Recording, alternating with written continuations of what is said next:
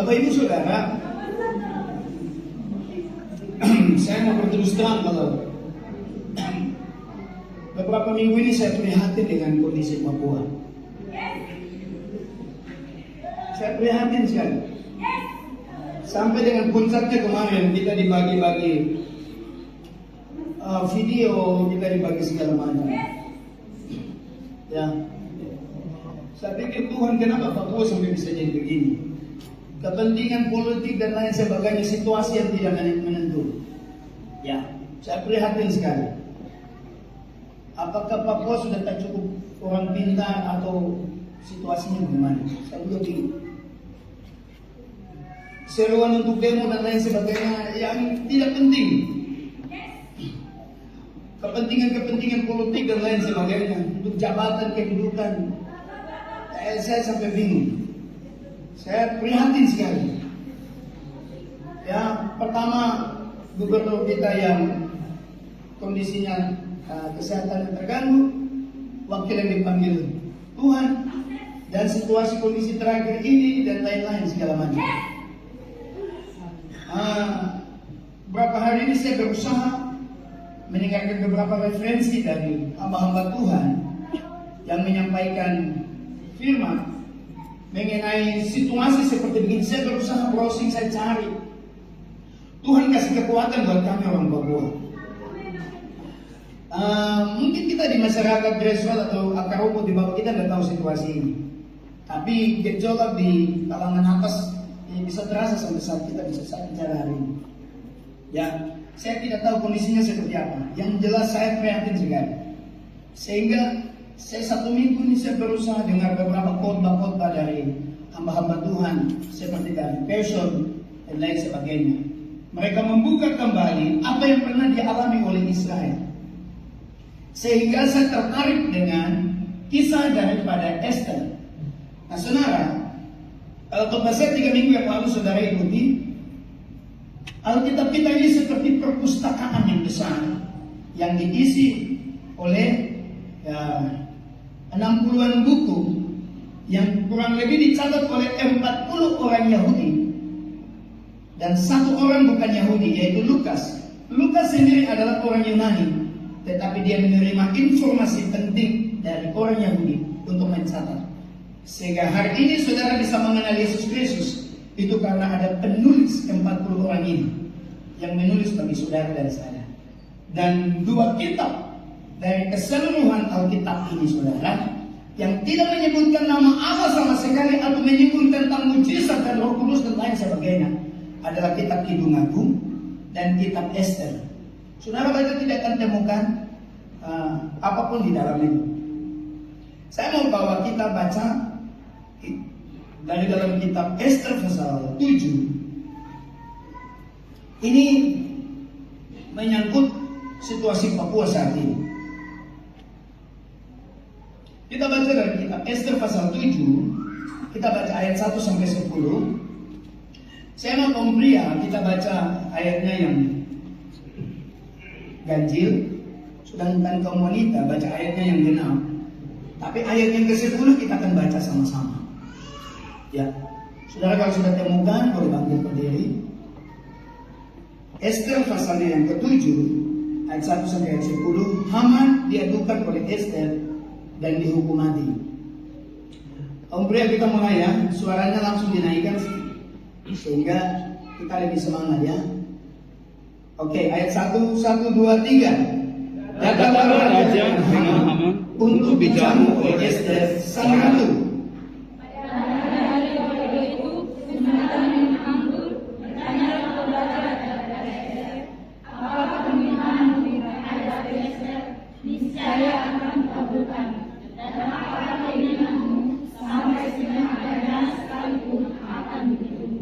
Maka jawab Esther sang ratu, ya raja, jikalau hamba mendapat kasih raja dan jikalau baik pada pandangan raja, karuniakanlah kiranya kepada hamba nyawa hamba atas permintaan hamba dan bangsa hamba atas keinginan hamba.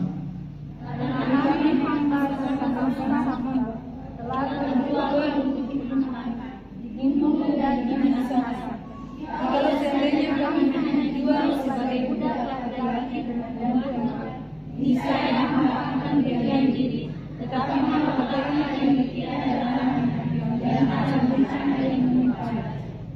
dapat ya ayat 5, 1, 2, 3. Maka bertanya kepada Ester sang ratu, siapakah orang itu dan manakah dia yang hatinya Ayat 6, wanita saja tapi lebih kompak ya, 2, 3. Lalu jawab Ester, penganiayaan dan musuh itu ialah Haman, orang jahat ini. Maka Haman pun sangatlah ketakutan di hadapan raja dan ratu. Lalu bangkitlah raja dengan panas hatinya daripada mimpi. Oke, pria kita ulang sama-sama ayat 7, 2, 3. Lalu bangkitlah raja dengan panas hatinya daripada mimpi dan keluar ke taman istana. Akan tetapi Haman masih tinggal untuk memohon nyawanya kepada Ester sang ratu, karena ia melihat bahwa telah putus niat raja untuk mendatangkan celaka kepada wanita. Ketika raja kembali dari taman istana dalam ruangan yang makhluk, maka Haman berkata kepada Ester dan baik, maka kita raja masih juga akhirnya benar mengetahui sang ratu dalam menahan musuh sendiri.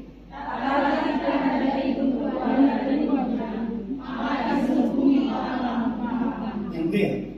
Sembara Harbona, salah seorang sida-sida yang di hadapan raja. Lagi pula tiang yang dibuat Haman untuk merdekai orang yang menyelamatkan raja dengan pemberitahuannya itu telah berdiri di dekat rumah Haman, 50 hasta tingginya. Lalu kita raja sulahkan dia pada tiang. Sama-sama ayat yang ke-10. Kemudian Haman disulahkan pada tiang yang didirikannya untuk merdekai. Maka surutlah panas hati raja. Puji Tuhan. Bapak Ibu Saudara silakan dulu. Oke, saya cerita sedikit dulu. Saya tidak lama, kita ada perjamuan hari ini. Esther dan Daniel, mereka tinggal di lingkungan yang sama. Mereka hidup dalam satu zaman. Mereka dibuang ke Babel, ya. Mereka dibawa dalam kondisi yang sama. Mereka menulis kisah yang sama. Jadi Esther dan Daniel ada pada kondisi yang sama. Dan kalau kita lihat Esther berbeda. Kitab Esther ini ditulis ketika penulisnya ini ada dalam tekanan, saudara. Kalau saudara bisa ingat tahun 70-an, 80-an, kata Papua ini pantang diucapkan di mulut. Kau bisa detik itu juga ditanam. Ya, apalagi pakai baju merah terang menyala. Tahun 70-an, 80-an itu berbahaya sekali. Hari ini kita sebut itu biasa saja, kata Papua. Tapi dulu itu berbahaya sekali. Sehingga kata Papua itu identik ya dengan separatisme, pemberontakan, OPM dan lain sebagainya. Ini saya kasih contoh ya. Waktu bangsa Israel atau Yehuda, mereka ada di bawah kerajaan Artasasta di Persia, Media Persia. Bapak Ibu Saudara, mereka tidak bisa menyebut nama Allah sembarangan. Bisa ditangkap dan dibunuh. Itu alasan kenapa nama Allah tidak ditulis di dalam kitab Esther. Tetapi ini mengisahkan bagaimana campur tangan Tuhan terhadap satu bangsa yang bernama Yehuda. Dan mereka bisa lolos dari maut.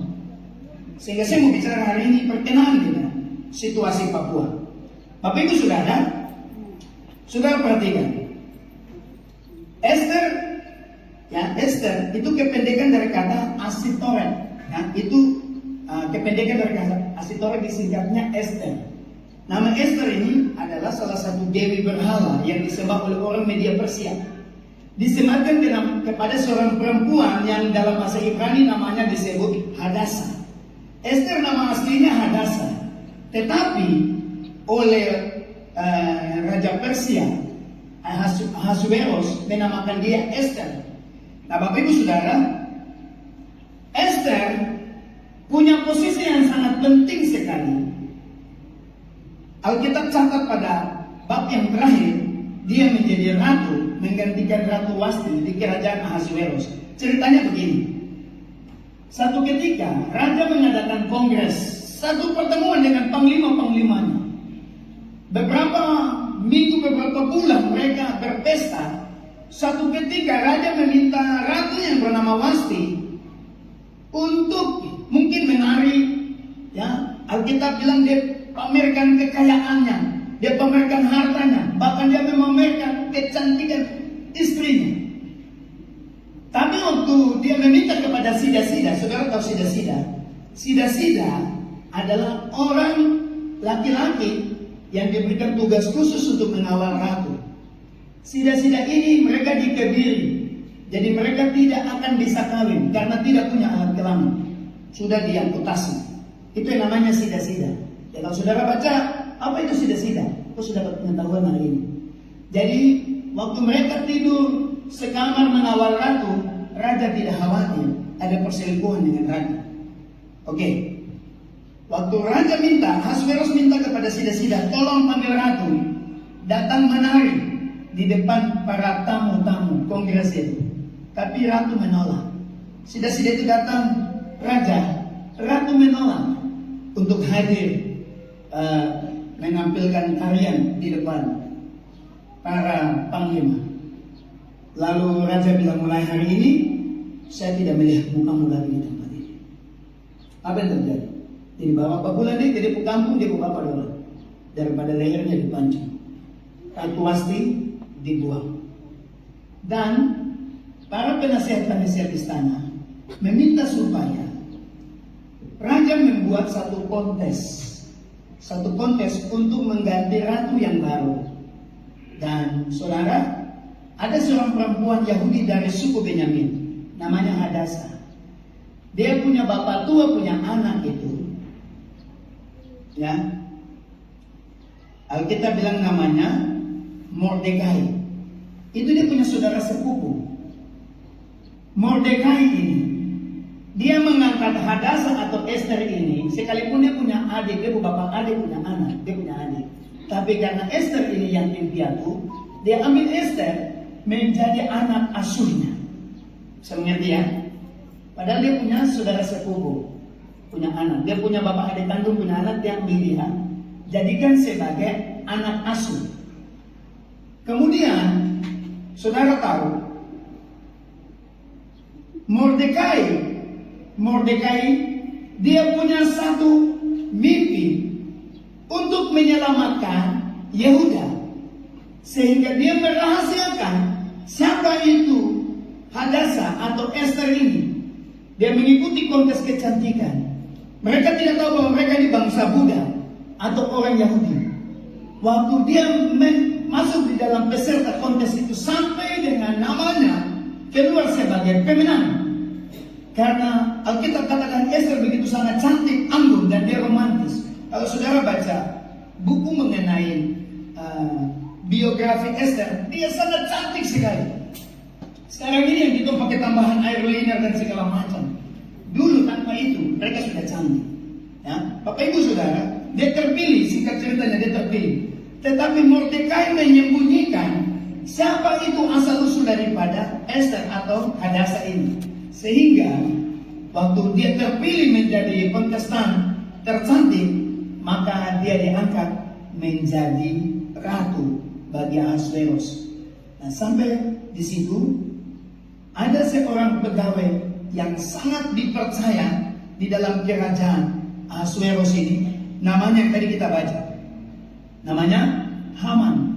Haman ini, kalau kita telusuri siapa ini Haman, saudara, Haman ini punya dendam kesumat kepada orang-orang Yahudi. Dia mau supaya orang-orang Yahudi itu dihabiskan dari seluruh bumi. Kalau kita telusuri siapa ini Haman, saudara, nanti kita lihat bahwa Samuel pernah menyuruh Saul untuk membunuh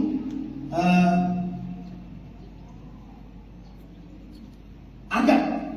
Agag ini adalah seorang raja dari Amalek. Tetapi pada waktu itu Saul pergi bertempur dengan orang Amalek. Samuel sudah perintah bunuh itu yang namanya Agag. Tetapi Saul tidak membunuhnya. Saul biarkan dia hidup. Tetapi membawanya, menawannya sampai menyerahkannya di depan Samuel. lalu di hadapan Mesbah sambil mengambil pedang dan mencincang Agag itu sampai mati. Saudara tahu, keturunan dari Agag inilah yang bernama Haman. Haman ini punya dendam kesumat kepada orang-orang Yahudi, sehingga dia dendam, dia mau supaya dia mengambil alih, ya, dia mengambil alih kekuasaan dari Raja Ahasveros supaya membasmi semua orang-orang Yahudi. Atau saya pakai bahasa hari ini, Haman dia membuat genosida bagi suku bangsa yang bernama Yahudi. Sehingga dia minta kepada raja supaya buat peraturan, semua orang yang ada di kerajaan Persia Media harus tunduk menyembah Raja Artasasta. Siapa yang tidak tunduk, orang itu harus digantung di tiang yang dibuatnya. Alkitab bilang 50 hasta, tapi kalau kita pakai meter, itu tingginya 20 meter.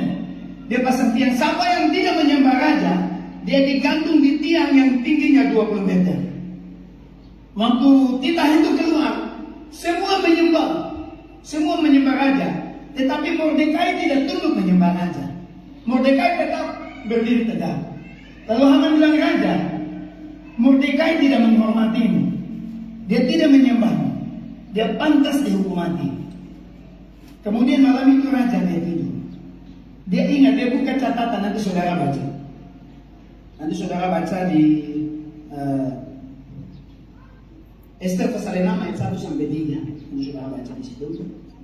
Waktu raja malam, dia tidur, dia mengalami insomnia atau susah tidur. Dia meminta kepada sekretarisnya atau bagian multimedia, kalian coba bongkar-bongkar arsip dulu catatan. Siapa ini Mordekai? Waktu dia lihat Mordekai pernah menolong saya. Waktu dia bangun pagi hari, dia meminta kepada, dia bilang, saya tidak bisa hukum Mordekai. Mordekai pesan kepada Ester, kau pergi menghadap sama raja, bilang sama raja bahwa Haman dia mau kudeta dan dia punya tujuan, dia mau membasmi semua, dia mau buat genosida besar-besaran bagi orang-orang Yahudi yang ada di Palestina. Lalu raja dengar itu, karena pernah Mordekai menolong Raja Ahasveros, sehingga raja mengampuni Mordekai dan mengangkat dia menjadi perdana menteri menggantikan Haman. Dan Haman digantung di tiang 20 meter yang dibangunnya untuk Mordekai, tetapi justru Haman lah yang digantung lalu mati di situ. Saudara, apa yang terjadi antara dua orang asing yang menjadi petinggi di kerajaan Media Persia? Saudara perhatikan, Ester, dia ini kalau kita telusur dia hanya budak. Mereka kalau ketahuan budak, pasti tidak akan dipilih menjadi raja atau ratu. Tetapi dari keberanian dia untuk menerobos semua yang bertarung dengan nyawa, dia berani untuk kontestan sampai dia menjadi ratu. Hal pertama yang saya lihat di sini, sikap Ester untuk menyelamatkan genosida orang-orang Yahudi pada waktu itu. Dia berani ambil resiko untuk maju, berbicara kepada raja, untuk minta belas kasihan raja kepada bangsa. Anak saudara, coba kita baca di dalam Ester pasal 4, atau yang tadi kita baca di, ya nanti saudara baca ayat yang kelima, bab 5, Ester pasal 5. Pada hari ketiga Ester mengenakan pakaian ratu, lalu berdirilah ia di pelataran dalam istana raja, tempat di depan istana raja.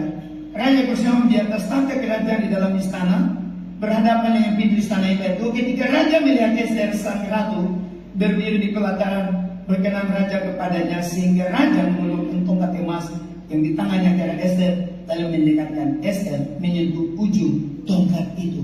Saudara, orang tidak bisa ketemu raja kalau raja tidak bangga. Tapi hari itu keberanian Ester untuk berdiri di hadapan raja. Lalu raja berkenan kepadanya. Lalu dia bilang, saya kasih tahu bahwa Haman pegawaimu sedang merencanakan kejahatan untuk bangsa kami Yahudi. Saudara, Ester ini Alkitab catat, mengapa kisah Esther ini catat? Dia bertaruh nyawa untuk bangsanya. Kalau saya membandingkan ini dengan hari ini, kalau tidak ada uang, siapa mau cari mati? Kalau ada kedudukan, ada jabatan, ada uang, oke. Tapi kalau tidak, tunggu dulu. Tapi Esther, dia tahu bahwa bangsanya adalah kesukaan Allah. Bangsanya adalah bangsa pilihan Tuhan. Dia bertaruh nyawa di kerajaan itu hanya untuk melindungi bangsa. Mengapa kitab Esther ini dicatat? Sebab Esther mempelopori satu revolusi besar penyelamatan bagi bangsanya dalam ancaman yang besar. Esther dia tidak punya motivasi untuk cari jabatan, cari uang. Tapi dia punya tujuan supaya bangsanya diselamatkan. Saudara, hidup dalam jadi budak itu pahit. Hidup dalam penjagaan itu tidak enak. Coba saudara jadi orang yang divonis hukuman mati, ya, lalu tinggal di penjara terkatung-katung. Saudara akan berpikir 10 kali lipat. Malam ini, besok pagi, lusa, saya bisa dieksekusi mati. Saya dengar ada satu cerita kemarin di orang mau kambing sampai di jalan makan sampai di dekat kandang babi. Lalu dia bilang, bro, kondisi kandang babi makan satu loyang di dalam kandang. Langsung babi lihat babi bilang gini, yo, kita memang kondisi begini. Tapi kalau Tuhan datang mau masuk dan pisau dong cuma hitung detik saja, kita mau lari bukan? Kamu masih bisa lari di gunung putar-putar, itu tidak bisa. Makan enak, tapi ya, kira-kira seperti begitu. Bangsa Israel pada waktu itu, sewaktu-waktu bisa dibantai. Saudara tahu, kondisi kita hari ini seperti begitu. Tapi sama yang mau berinisiatif seperti Esther, yang berani mati membela bangsanya. Ini bukan masalah bangsa ini tetap eksis, tapi kami tahu bahwa janji Tuhan itu ya dan amin. Dan kita menyerah dengan situasi ini, lalu janji Tuhan, dan saya akan ketemu dengan situasi ini. Begini, kalau saudara seorang petinju, Pak Manggai, saya kasih contoh. Kalau Bapak seorang petinju, saya wasit bilang sama Bapak, kau punya lawan ini berat, tapi sebentar sangka kau punya tangan, jadi pemenang. Oke, coba Bapak main. Saya kasih contoh supaya saudara bisa lihat. Sebelum pertandingan Bapak Wadi, kira-kira ini kamu dua. Saya belum tinggi. Oke, jangan baku gigit. Jangan pukul di bagian bawah, yang tinggal ke bawah. Oke, siap, main yang sportif. Sudah begitu. Oke, siap, sebelum tinju langsung wasit gitu. Sebentar nanti Pak Emina. Yang penting jangan kau jatuh sih. Kau dapat pukul sampai pincang-pincang kau tetap ya. Oke, bertanding box. Oke. Ini pukul ini sampai pincang-pincang, tapi karena wasit sudah bilang biar kau pincang-pincang, kau berdiri jangan sampai kau kalah, kau kena 3 ronde. Kau bertahan sebab janji wasit nanti pemenang. Bisa mengerti maksud saya? Biar ini terpukul sampai kelihatannya ini sudah terseok-seok sampai pincang-pincang. Tapi karena sudah dapat janji nanti saya akan angkat tangannya sebagai juara, dia harus bertahan 3 ronde. Orang-orang Yehuda, Tuhan sudah janji mereka bahwa akan ada pemulihan. Sehingga Esther tahu dia tidak mau menyerahkan bangsa ini mati bodoh-bodoh di kerajaan Persia. Sehingga dia harus berjuang supaya janji wasit tadi itu tetap dinikmati. Kita kasih tepuk tangan betul. Terima kasih. Saya sudah dijanji oleh Tuhan. Saya percaya bahwa janji bagi Israel janji ada nama. Sehingga saya harus berani pergi kepada Raja Ahasuerus. Saya menghadap dia. Sebab saya percaya kalau bangsa saya selamat, janji Tuhan itu ya ada nama. Amin saudara. Harus bergerak. Papua ini kita sudah terima janji Tuhan. Jadi harus berani berkata yang benar. Menganggap sekalipun itu nyawa taruhannya. Esther seorang yang berani. Dia tidak mau dibayar dulu. Dia tidak mau diraih dengan jabatan dulu. Tapi dia mau berdiri bagi bangsa karena janji Tuhan. Kita kasih tepuk tangan dulu itu.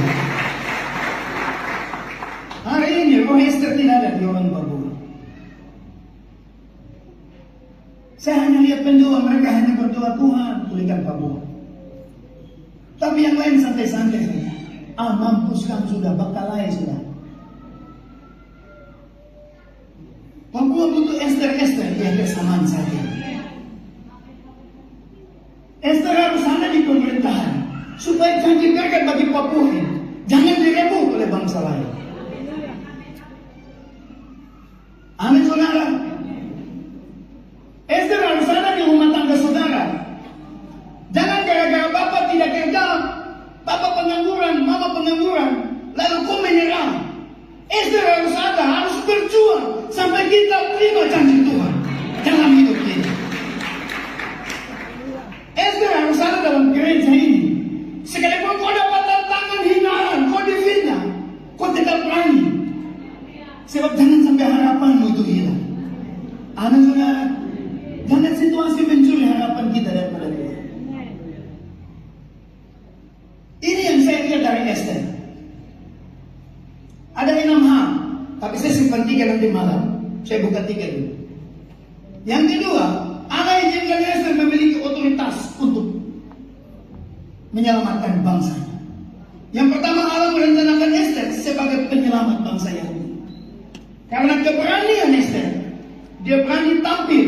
Sekalipun raja itu, saudara kalau baca biografi Raja Ahasveros, dia kejam sekali. Siapapun ratu, siapapun kalau dia tidak minta, tidak boleh ketemu. Kalau bertemu dia bisa bunuh saat ini. Tapi Ester dia berani maju.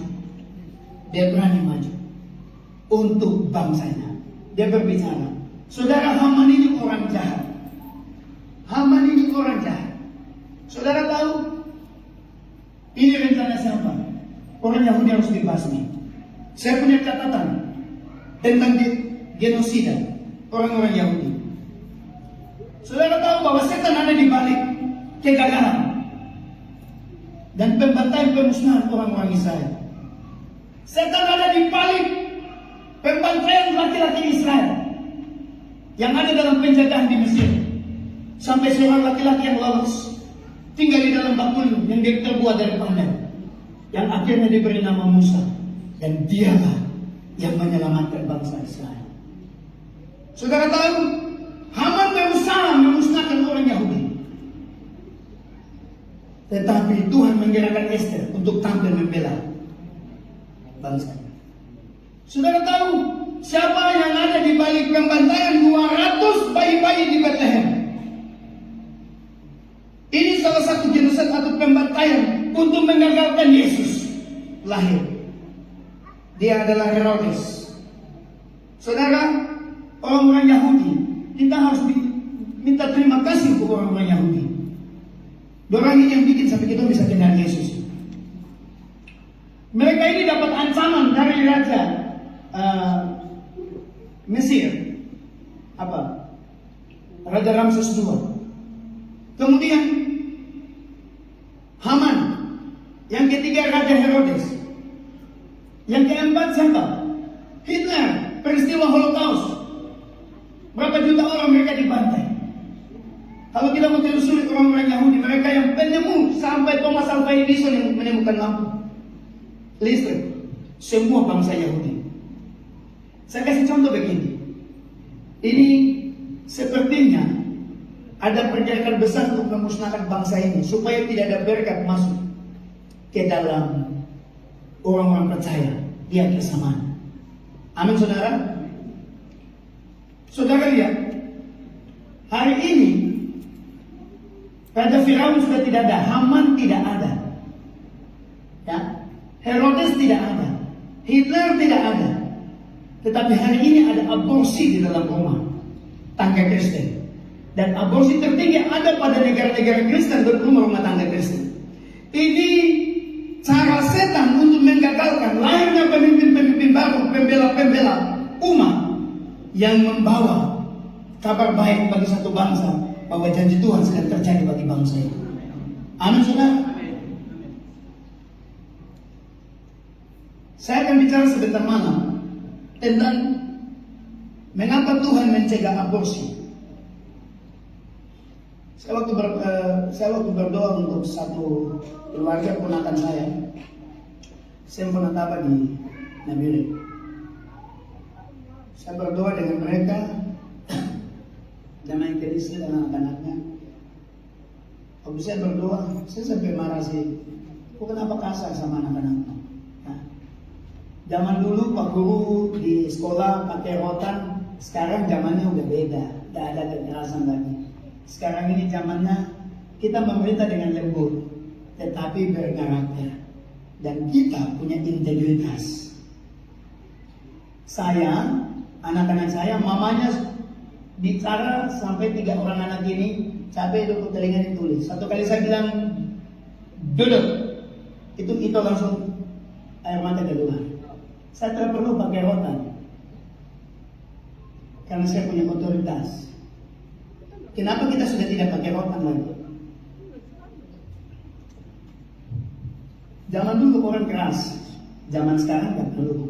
Kau cukup punya otoritas untuk memerintah anak-anakmu.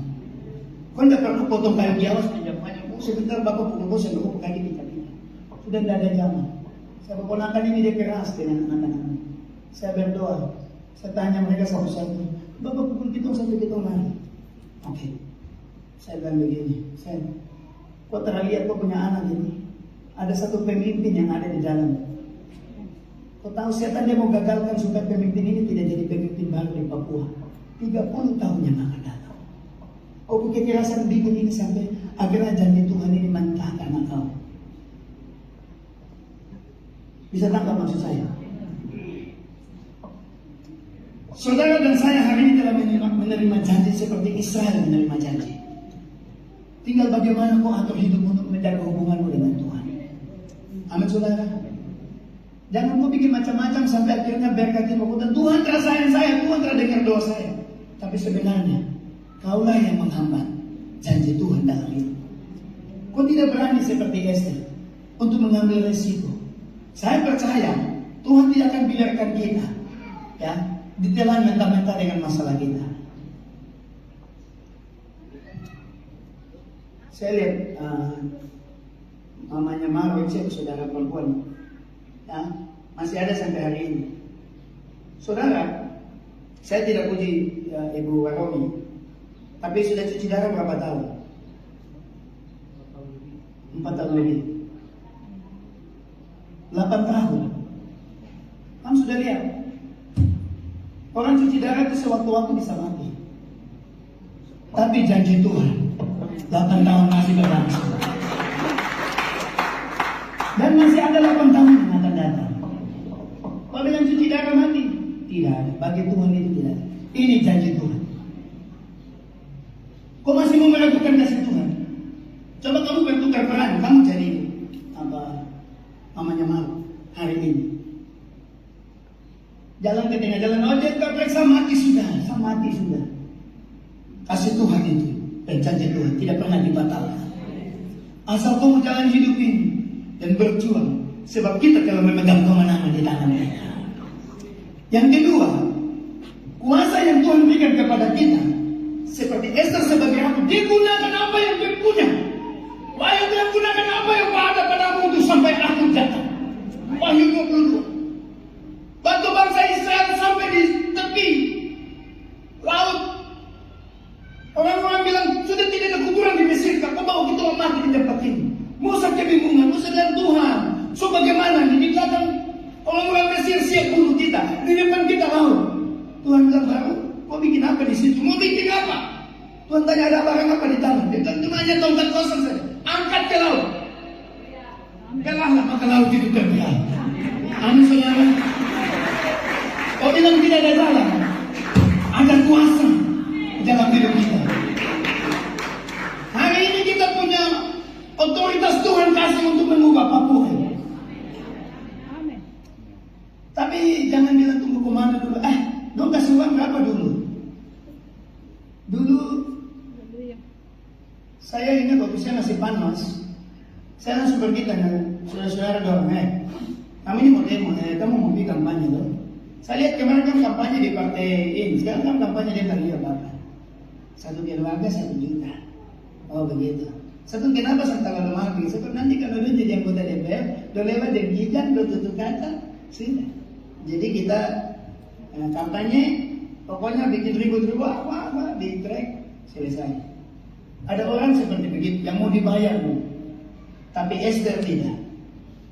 Dia bawa hidupnya dengan berani untuk bangsanya. Yang ketiga, keberanian Esther menghadap raja, memohon belas kasihan raja. Saudara, ini bagian kita.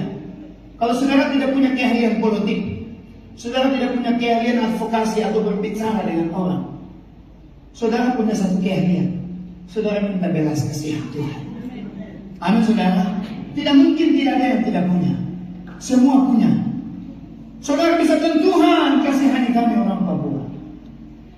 Kita kenapa punya pengharapan kepada Tuhan? Sebab Dia Allah yang punya belas kasihan. Kalau manusia, dia punya sabar ini terbatas, saudara. Tetapi Tuhan, Dia punya kasih itu tidak terbatas. Dia punya kesabaran. Alkitab bilang dia panjang sabar. Ya, dia murah hati. Karena itulah pengharapan kita. Ya. Jadi kalau orang bilang begini, aduh orang itu tuh kalau kau bikin luka dia satu kali, sama dengan babi hutan yang kau pendek. Kalau kau subhana dia luka, kau hati-hati. Hati-hati. Dia balik kau naik pohon. Ya, sama dengan sifat orang Papua. Ya, kalau satu kali disakiti, dia akan dendam seumur hidup. Dikira dia sendiri kan, saya juga bisa. Kadang-kadang ibu-ibu juga modelnya seperti begitu. Tidak tahu mungkin terlalu pengaruh Indosiar. Sampai bapak kira kok bisa, saya juga bisa. Nah, sampai waktu bapak dia bilang begini, Mama bilang ya, kok taruh garam di mana? Ada di toples itu. Toples yang mana? Yang ada tulisan garam itu. Langsung bapak dia buka kembang. Kenapa buka kalau tulisan garam? Ya toh seperti kau punya HP toh itu Yuli baru kau bilang Julius. Nah itu sudah Juliana baru kau tulis itu Julius. Jadi ya seperti begitu. Bapak bilang yo saya tulis begitu supaya jangan semut dia tahu. Memangnya semut dia belajar bahasa ini. Tapi mama juga sebaliknya. Bilang kau bikin begini nasi juga pada sekolah. Saudara, itu tidak pakai. Ya. Tuhan memberikan kita roh untuk membela bangsa kita. Amin, saudara. Hari ini saudara bisa bekerja membantu para pemimpin kita yang ada di pemerintahan dengan doa saudara. Saya bilang Tuhan, kita waktu doa 10 hari di sini saya cuma bilang Tuhan, kau masuk duduk dengan Forkopimda dorang, satu kursi satu kursi duduk di situ, dan sama-sama Tuhan kasih keputusan. Doa saya tadi malam yang sama saya ulang lagi, Tuhan, besok kau putuskan siapa wakil gubernur, kau duduk dengan dorang, kau kasih masuk ke calon, kau juga kasih masuk ke calon. Kau paksa ke calon, kau paksa dorang mengakui kau punya calon, sebab kau punya kuasa. Paksa dorang, paksa dengan kekerasan, supaya bangsa ini tetap menerima janji Allah. Amin, saudara, kita kasih tepuk tangan dulu. Saya terus mau berdoa dengan Lemah Lembu. Ya tapi dia sudah mau bikin bagaimana? Nasi sudah dibungkus sudah. Ya. Tuhan, 1 detik sebelum dong kasih jatuh martelo kau bisa rubah. Saya mau kudu rapat dengan Forkopimda dorang, ketua Golkar kasih apa kan? Demokrat ke siapa peduli dengan orang, koalisi ke siapa, DPR kau tambah dengan orang. Alex sekarang bukan DPR berapa orang? 70. Tambah Yesus 71. Masuk dulu dengan orang. 70 dia bilang A, kau bilang B, kau bilang A, kau serat orang ikut kau mau. Sebab apapun yang terjadi kehendak Tuhan yang harus terjadi. Jangan biarkan dunia ini mencuri kemuliaan Tuhan. Itulah Esther di hati sana. Saya berdoa supaya ada roh Esther di 70 orang ini. Kalau ada roh Esther, Tuhan dia bilang santai, sebab belum sudah ada dulu. Tapi kalau tidak ada, Tuhan dia turun tambah. Ada yang bilang Tuhan ku tidak perlu. Ini baru Esther. Saya belum bicara Mordekai. Soalnya nanti saya akan bicara Mordekai, iman Mordekai. Dia percaya bahwa Allah akan memelihara umatnya. Soalnya saya akan bicara jasa baik Mordekai belum akan hadir raja. Dan yang ke-6, Mordekai memakai otoritasnya yang resmi untuk menolong bangsanya. Mordekai, dia tidak sembunyi-sembunyi, dia tidak demo-demo. Polisi tangkap, baru lari, itu bukan saya. Mordekai dia berjuang masuk, dia duduk sebagai Perdana Menteri. Dan dengan kekuatannya, dia membela bangsa. Kalau kau sebagai pejabat Papua, kau berani pertaruhkan jabatan. Kalau kau sebagai petinggi Papua, kau harus berani seperti Mordekai bertaruh nyawa. Tapi saya mau kasih tahu bahwa kau akan aman-aman saja. Tapi Tuhan melihat kegigihan bagi bangsa. Amin saudara, ini akan terjadi bagi kita. Esther, dia bukan perempuan yang sembunyi-sembunyi, bicara di Facebook, bicara di koran. Nih, dia bertarung melalui partai politik, dia bertarung melalui kontes kecantikan, dia masuk menjadi pendamping raja, dan dia bawa pergumulan dan raja mengiyakan. Amin saudara.